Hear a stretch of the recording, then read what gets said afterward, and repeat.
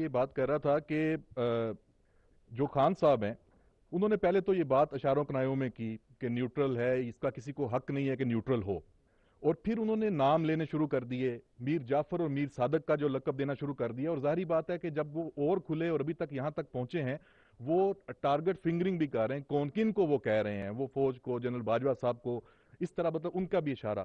تو اب اس کے پیچھے ان کا مقصد کیا ہو سکتا ہے؟ وہ کیا وہ کہہ رہے ہیں، اور کیا ان کا جو مقصد ہے وہ پورا ہونے دیا جائے گا؟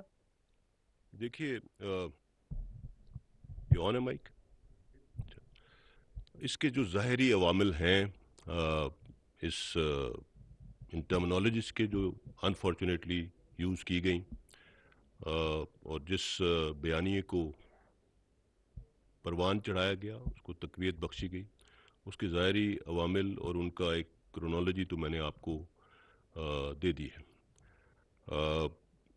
اس کے کچھ اندرونی محرکات کیا ہیں اور وہ کس ڈائریکشن میں جا رہی ہیں چیزیں. I would request the DGI to please comment on that. Thank you. بسم اللہ الرحمن الرحیم. مجھے شعوری احساس ہے کہ آپ لوگ مجھے اپنے درمیان دیکھ کے حیران ہیں، اور میں آپ کی حیرانی کو اچھی طرح سمجھ سکتا ہوں. آپ کو معلوم ہے میری ذاتی تصاویر ہوں، ذاتی تشہیر ہو، اس پہ میری پالیسی تقریباً 1 سال سے واضح ہے، جس پہ میں اور میری ایجنسی سختی سے پابند ہے. اس کی وجہ یہ ہے کہ میرا منصب اور میرے کام کی نوعیت ایسے ہے کہ مجھے پس منظر میں، مجھے اور میری ایجنسی کو پس منظر میں رہنا ہے. لیکن آج کا دن کچھ مختلف ہے.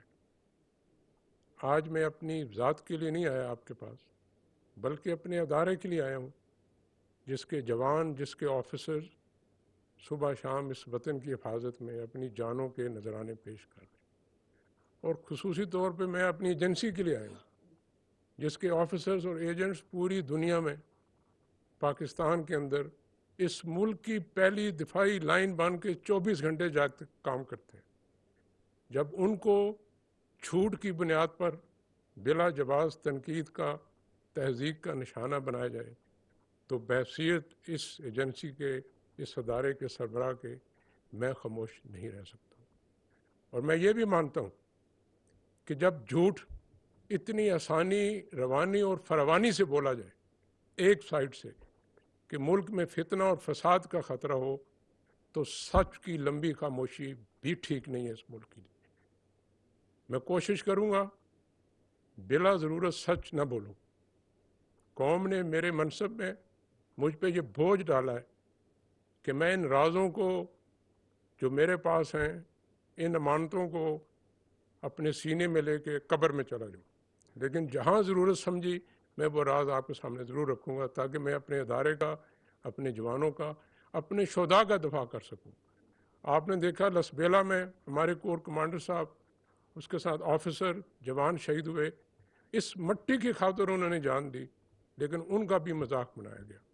لہٰذا اس پس منظر میں جو آپ نے پہلا سوال پوچھا ہے کہ میر جعفر، میر صادق اور غدار کی کیا پس منظر ہے، دیکھیے اس میں 2 رائے نہیں ہے کہ آپ کسی کو میر جعفر کہیں، میر صادق کہیں، آپ کے پاس کوئی شواہد نہ ہوں تو ظاہری بات ہے اس کی جتنی بھی مذمت کی جائے یہ کم ہے. میں آپ کو کہنا چاہتا ہوں کہ یہ بالکل 100% جھوٹ پہ بنایا گیا نظریہ ہے. لیکن آپ کو یہ پتہ ہونا چاہیے کہ یہ نظریہ بنایا کیوں گیا. یہ میر جعفر کہنا، میر صادق کہنا، غدار کہنا، نیوٹرل کہنا، جانور کہنا اس لیے نہیں ہے کہ میرے ادارے نے، میری ایجنسی نے، آرمی چیف نے غداری کی ہے. یہ اس لیے بھی نہیں ہے کہ انہوں نے کوئی غیر آئینی، غیر قانونی کام کیا ہے. یہ اس لیے ہے کہ انہوں نے، ان کے ادارے نے غیر آئینی، غیر قانونی کام کرنے سے انکار کر دیا. آپ کو معلوم ہے پچھلے سال اسٹیبلشمنٹ نے یہ فیصلہ کیا کہ ہم نے اپنے آپ کو اپنے آئینی کردار پہ محدود رکھنا ہے. یہ فرد واحد کا فیصلہ نہیں تھا، صرف آرمی چیف کا فیصلہ نہیں تھا. اس پہ ادارے کے اندر اس کی قیادت میں بہت بحث ہوئی، اور ہم اس نتیجے پہ پہنچے کہ ملک کا مفاد اسی میں ہے ادارے کا مفاد اسی میں ہے کہ ہم اپنے آپ کو آئینی کردار پہ محدود کر لیں، سیاست سے باہر نکل جائیں۔ اور میرا یہ ایمان ہے، میری ایجنسی ہو، میرا ادارہ ہو، پاکستان کے ہر فرد کا، اس کی کوئی بھی سیاسی سوچ ہو، افکار ہو، اس کا برابر مساوی حق ہونا چاہیے۔ اس کو کسی ایک گروہ، کسی ایک نام کے ساتھ منسلک نہیں ہونا چاہیے۔ یہی اس ادارے کی شان ہے، یہی اس ادارے کی آن ہے۔ ان تمام امور کو ذہن میں رکھ کے یہ ہم نے فیصلہ کیا۔ آپ کو معلوم ہے پچھلے سال سے اور بالخصوص اس سال مارچ میں ہم پہ بہت پریشر آیا اور مختلف طریقے سے پریشر ڈالا گیا، لیکن ادارے نے اور آرمی چیف نے یہ فیصلہ کیا کہ ہم نے جو بنیادی فیصلہ کیا ہوا ہے کہ اپنے آپ کو آئینی کردار پہ محدود رکھنا ہے، ہم اس سے نہیں ہٹیں گے۔ میں یہ بھی آپ کو بتا دوں،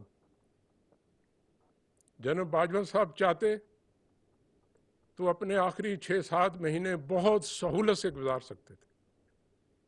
وہ یہ فیصلہ نہ کرتے، اپنی ذات کو مقدم رکھتے، آرام سے نومبر میں اگلے مہینے ریٹائر ہو کے چلے جاتے، نہ کسی نے تنقید کرنی تھی، نہ اتنی غلاظت بولنی تھی۔ لیکن انہوں نے فیصلہ ملک کے حق میں کیا، وہ فیصلہ کیا جو ادارے کے حق میں ہے۔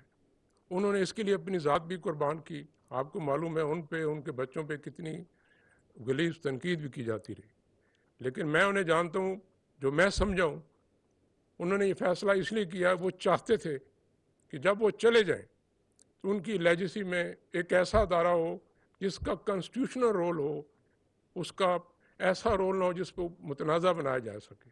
لہذا اس چیز کی خاطر انہوں نے یہ فیصلہ کیا۔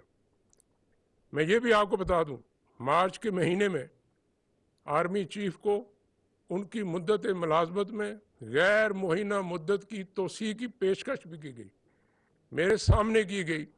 یہ بہت پرکشش پیشکش تھی، لیکن انہوں نے اس کو بھی ٹھکرا دیا، اس لیے کہ انہوں نے جو بنیادی فیصلہ کیا تھا کہ ادارے کو متنازع رول سے ہٹا کے آئینی رول پہ لانا ہے۔ اور میں یہ ضرور پوچھنا چاہتا ہوں، آپ کو حق ہے اپنی رائے دینے کا۔ I respect that right.